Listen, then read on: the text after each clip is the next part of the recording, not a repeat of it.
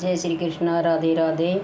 आज है अथय योगिनी एकादशी, आषाढ़ कृष्ण पक्ष की एकादशी। एकादशी व्रत कथा इस प्रकार है। धर्मराज बोले, हे जनार्दन, आपने ज्येष्ठ मास में शुक्ल पक्ष के निर्जला एकादशी की कथा सुनाई। अब आप कृपया करके आषाढ़ मास के कृष्ण पक्ष की एकादशी की कथा का वर्णन कीजिए। इस एकादशी का नाम क्या है तथा उसका महात्म्य क्या है, सो वर्णन कीजिए। श्री कृष्ण जी बोले, हे राजन, आषाढ़ मास के कृष्ण पक्ष की एकादशी का नाम योगिनी है। इसके व्रत से समस्त पाप नष्ट हो जाते हैं और यह मुक्ति। और हे राजराजेश्वर, यह एकादशी तीनों लोकों में प्रसिद्ध है। इसके व्रत से सब पाप नष्ट हो जाते हैं। मैं आपसे एक पुराण में की हुई कथा कहता हूँ, ध्यान से सुनो।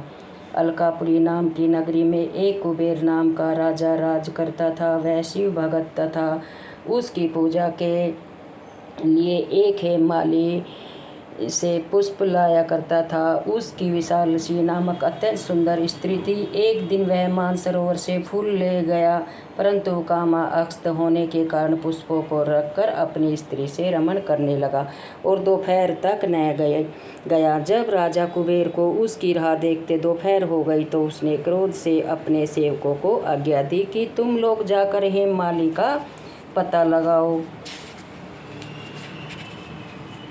अभी तक पुष्प क्यों नहीं लाया है?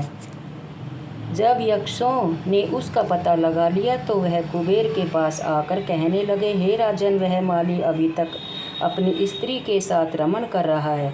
यक्षों की इस बात को सुनकर कुबेर ने हेममाली को बुलाने की आज्ञा दी। वह राजा के सम्मुख डर से कांपता हुआ उपस्थित हुआ। उसे देख राजा कुबेर को अत्यंत क्रोध आया और उसके होंठ फड़कने लगे। उसने कहा, हे पापी महानीच कामी, तूने मेरे परम पूजनीय ईश्वर का अनादर किया है।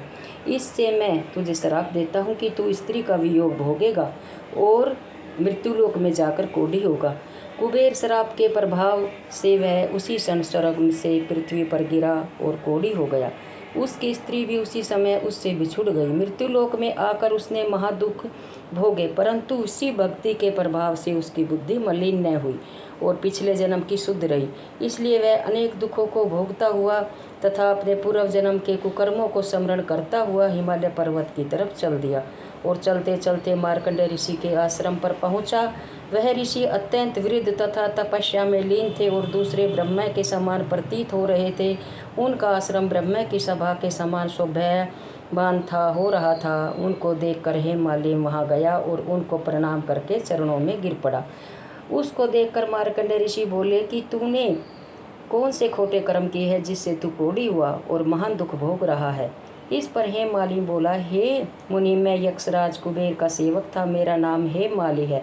मैं राजा की पूजा के लिए नित्य प्रति फूल लाया करता था। एक दिन अपनी स्त्री के साथ विहार करते करते देर हो गई और दोपहर तक फूल न पहुंचा तो राजा ने मुझे श्राप दिया कि तू अपनी स्त्री का वियोग भोग और मृत्युलोक में जाकर कोढ़ी बन तथा दुख भोग। इसलिए मैं कोढ़ी हो गया हूँ और महान दुख भोग रहा हूँ। अतः आप कोई ऐसा उपाय बताओ जिससे मेरी मुक्ति हो। इस पर ऋषि बोले, हे भाई, तूने मेरे सन्मुख सत्य वचन कहा है, इसलिए मैं तेरे उद्धार के लिए एक व्रत बतलाता हूँ। यदि तू आषाढ़ मास के कृष्ण पक्ष की योगिनी नामक एकादशी की विधि पूर्वक व्रत करे तो तेरे समस्त पाप नष्ट हो जाएंगे। इस पर हेममाली बहुत प्रसन्न हुआ और मुनि के वचनों के अनुसार योगिनी की एकादशी की विधि पूर्वक व्रत किया। इसके प्रभाव से वह फिर अपने पुराने रूप में आ गया और अपनी स्त्री के साथ विहार करने लगा। हे राजन, इस योगिनी एकादशी की कथा का फल 88 सहस्त्र ब्राह्मणों को भोजन कराने के बराबर है।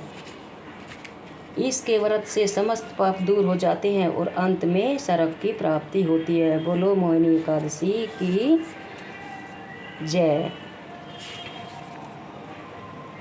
बोलो योगिनी एकादशी माता की जय। जय श्री कृष्ण, राधे राधे। ओम नमः भगवते वासुदेवाय।